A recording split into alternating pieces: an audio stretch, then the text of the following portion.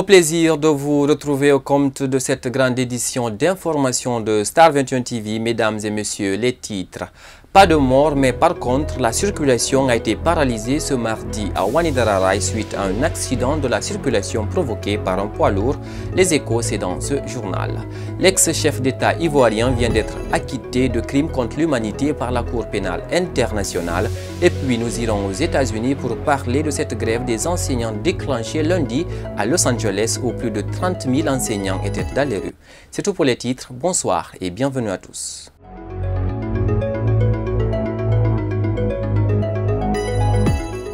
On commence avec la nouvelle Commission électorale nationale indépendante, CENI, tant attendue, qui vient d'être formée. L'équipe compte 17 commissaires. Cependant, les défis qui attendent l'équipe entrante sont multiples, notamment l'assainissement du fichier électoral et l'organisation d'élections dans un bref délai.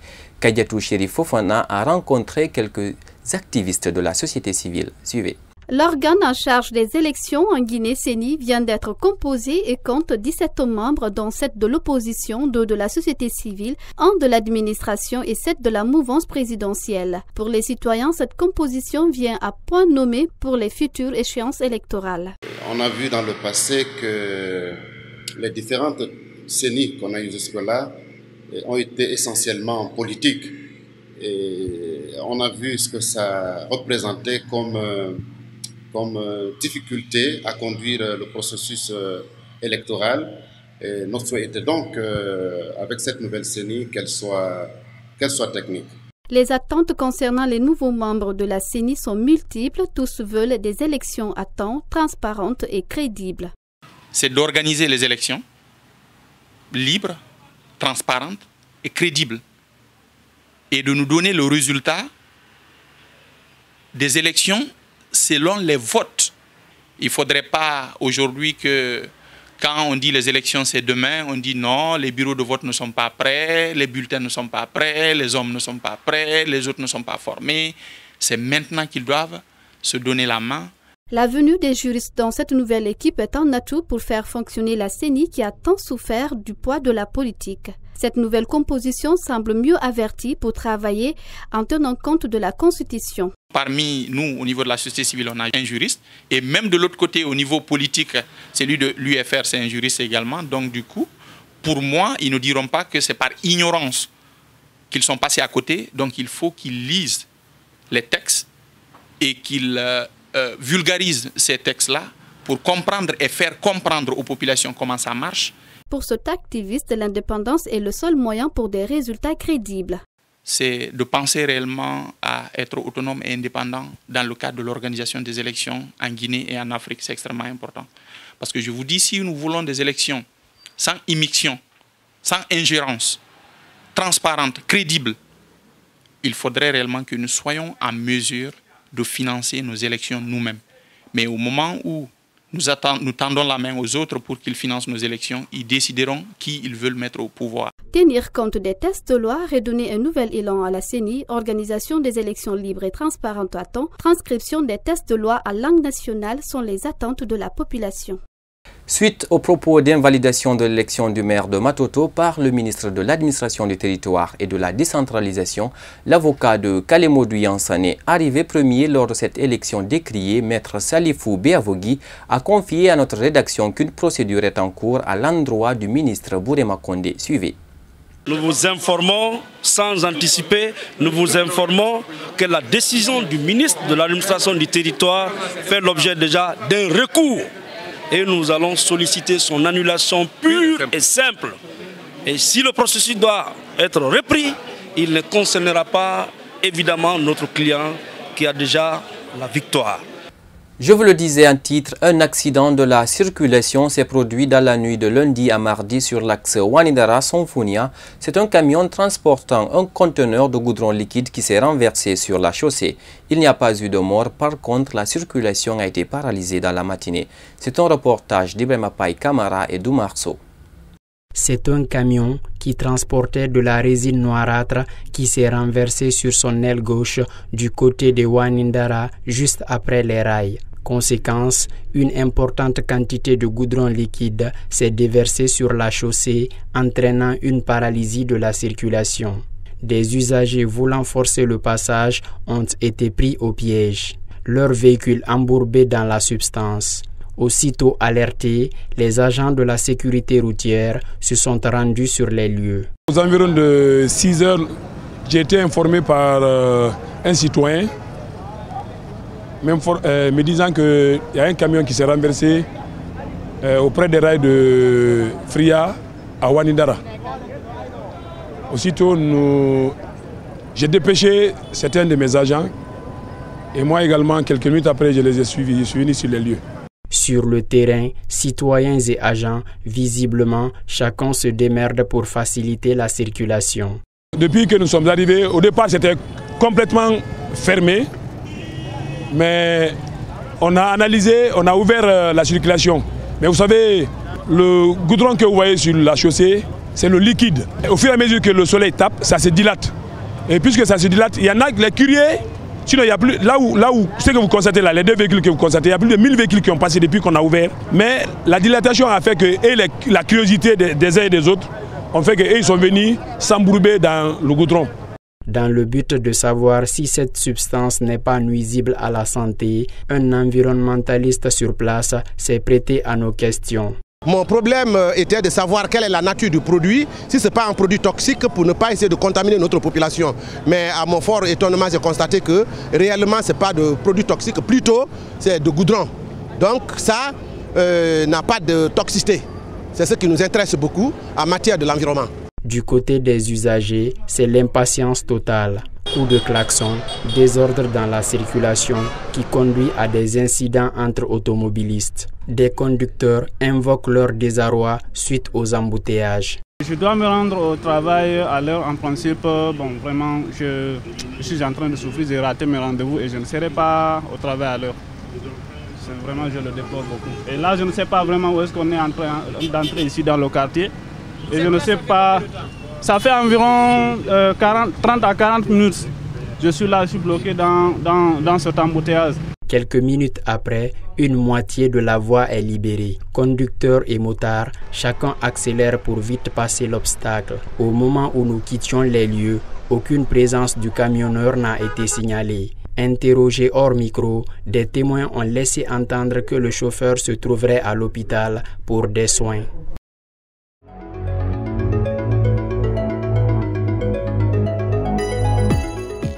Sport dans cette édition après Valence, Milan, Tottenham, c'est au tour de Wolverhampton de formuler une offre pour l'ancien joueur de FC Séquence de Guinée. Le promu anglais a formulé un montant de 30 millions d'euros pour enrôler le joueur. Abdoulaye Momo Fofana pour plus de précision.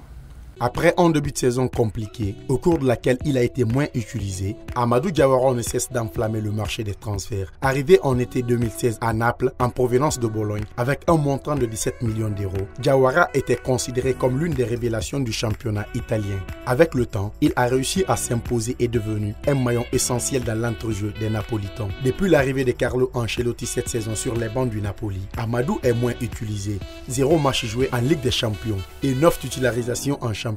Dans un entretien accordé à notre rédaction, l'international guinéen n'a pas caché son envie de quitter Naples, mais après une discussion avec l'entraîneur du club, Carlo Ancelotti a rassuré le joueur pour cette seconde moitié du championnat. Malgré ce discours du coach, les autres clubs continuent à faire le forcing pour enrôler le joueur de 21 ans. Même si la préférence du jeune Amadou reste l'Italie, surtout la Viola où il espère avoir un temps de jeu, une question revient sur toutes les lèvres. Où atterrira l'ancien joueur de Bologne cette saison? Page noire dans ce journal, décédé lundi des suites d'un accident de la circulation sur la nationale Conakry-Boké, le corps du capitaine du Ciel Espoir Yaovi Désiré Achengo a été exposé ce mardi au Palais des Sports du stade du 28 septembre. Les proches se souviennent encore du défunt. Suivez. Quand je dis à l'école, à chaque étape, quand son diplôme, il vient me donner, papa, c'est tout ça que j'ai fait. Jusqu'à l'université. Quand il a sa licence, il me dit, papa, maintenant, je vais jouer au football. Tu me l'accordes, mais bon, je te dis. Désiré Yaovi Achengo et aussi à nous, sa famille, sa seconde famille, sa famille footballistique. Désiré Je reste sans mots. Pourquoi? Parce que tu fais des faits que je n'ai pas connus il y a longtemps. Il y a longtemps, cela remonte à la mort de notre confrère Marco Tambora, qui est aussi parti comme toi, subitement. Désiré, je te retiens. Par la même occasion, amis, autorités sportives présents sur les lieux l'ont rendu un dernier hommage. Suivez. Désiré Yaoumi, pour nous, c'est comme un frère, un fils, car nous l'avons connu à la saison 2017-2018. Désiré Yaoumi, une fois intégré le club de Ouattara, c'est parce que l'entraîneur est venu parce qu'il y avait déjà le Séni Kalissa qui était le capitaine. Donc, il ne fallait pas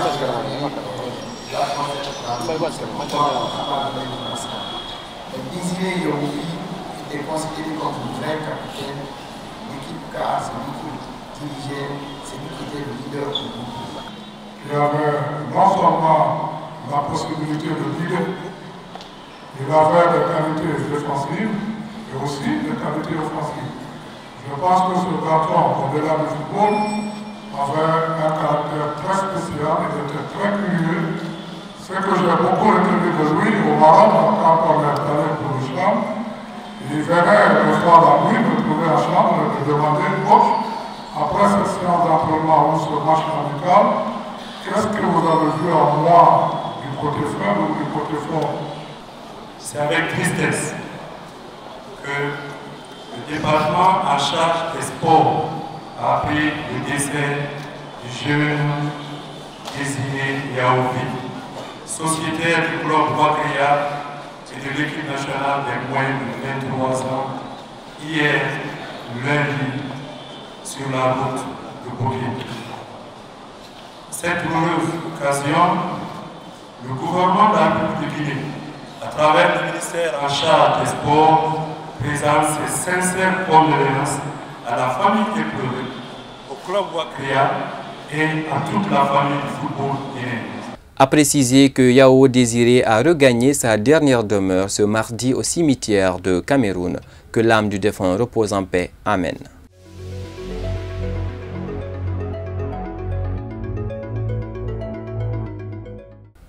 Autre facette de l'actualité, Laurent Gbagbo a été acquitté ce mardi de crimes contre l'humanité par la Cour pénale internationale CPI qui a ordonné la mise en libération de l'ancien président de la Côte d'Ivoire, infligeant un nouveau revers à l'accusation de cette juridiction internationale. Laurent Gbagbo, 73 ans, et Charles Blé Goudé, 47 ans, vont toutefois devoir passer encore au moins une nuit dans leur cellule du centre de détention de La Haye, où siège la CPI. Le procureur peut encore contester leur mise en libération lors d'une audience prévue mercredi à 9h GMT. Il aura également la possibilité de faire appel de la décision d'acquittement.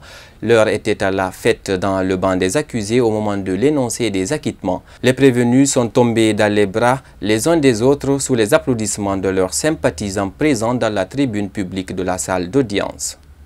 Toujours sur le continent, c'est en toute discrétion qu'Ali Bongo est arrivé au Gabon dans la nuit du 14 au 15 janvier pour assister à la cérémonie de prestation de serment des 38 nouveaux membres de son gouvernement absent de son pays depuis le 24 octobre dernier suite à un accident vasculaire cérébral.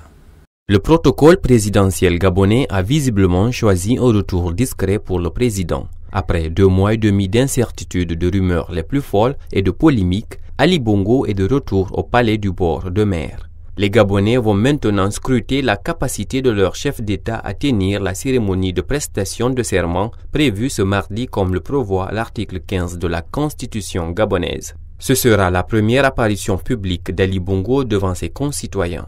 Pour la présidence, ce retour est placé sous le signe de la normalisation après la nomination du nouveau gouvernement et l'entrée en fonction de la nouvelle Assemblée nationale qui avait été dissoute en avril dernier par la Cour constitutionnelle, ses pouvoirs étant transférés au Sénat. Depuis le 24 octobre, un seul Conseil des ministres s'est tenu à Libreville. Aucune loi n'a été promulguée. Selon une source proche du pouvoir, ce retour est une réponse à tous ceux qui avaient l'impression que le pays était en pilotage automatique. Reste une question, le chef de l'État va-t-il rester au Gabon ou va-t-il repartir à Rabat y poursuivre sa convalescence? Les informations sont contradictoires pour le moment. Restons sur le continent pour dire que c'est en prélude à la prochaine Coupe d'Afrique des Nations que la Fédération égyptienne de football, en collaboration avec le ministère de la Jeunesse, des Sports, a organisé une conférence de presse au siège de la plus haute instance dirigeante du football égyptien. L'objectif vise à mettre en place un comité suprême pour présidé plutôt par le Premier ministre. Suivez. يعني إن شاء الله هيكون في لجنة عليا برئاسة السيد رئيس الوزراء. لجنة عليا برئاسة السيد رئيس الوزراء ومعاه الوزراء المعنيين لتسهيل العمل لاتحاد الكورة. إنه مصر قادرة على تنظيم البطولة في 3-4 شهور. أعتقد ده ثقة كبيرة لما تصدر من رئيس الاتحاد الدولي أنفانتينو أو رئيس الاتحاد الإفريقي أو ثقة زملائي أعضاء مجلس الإدارة الاتحاد الإفريقي إنه مصر تفوز بالتصويت 16-1. أعتقد ده شهادة قوية لمصر، شهادة قوية للاقتصاد المصري، شهادة قوية.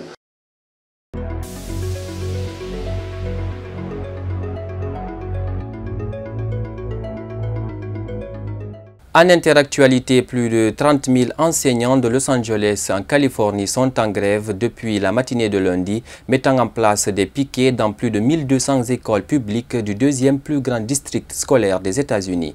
Les enseignants exigent des salaires plus élevés, des classes moins nombreuses et plus de personnel de soutien. Lansana Traoré, explication.